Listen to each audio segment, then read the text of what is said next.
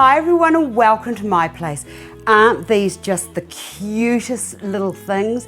And the great thing about these is I made them myself, and if you are looking for interesting ways to make your own Christmas decorations, then you might just love this because I think that they are fantastic.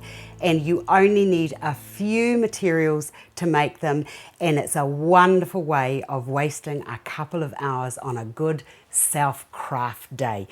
All you need is polystyrene ball. These, you can get these from all over the place, and whatever size you want.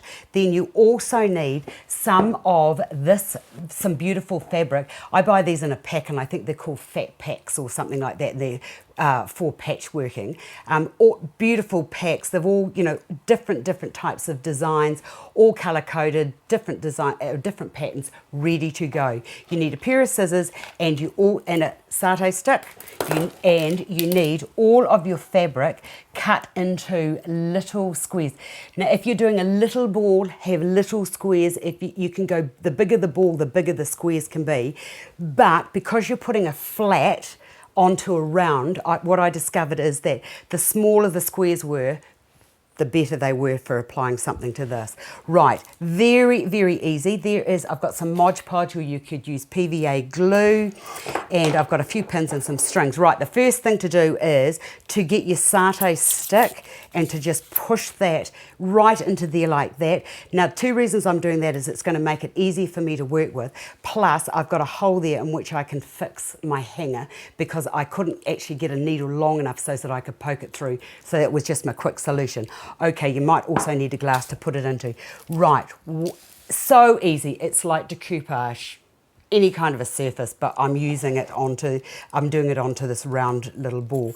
Right, a good layer of glue goes onto there, and then it's just a matter of, getting your wet brush with the glue on it and just putting that over there. In fact, what I need is full strength here. That's the watery solution. You actually need the full strength, and I've got a bit of paper under here so that I don't make a mess.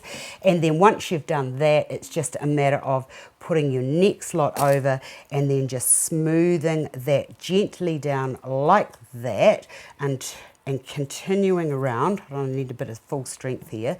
Now, don't worry about the fact that it's starting to look very opaque. Not a problem at all. I think I want to use, which one? I want to use that one there. Then just layer that onto there. And more glue is better. Trust me, more glue is better. So just keep going until the whole ball is covered.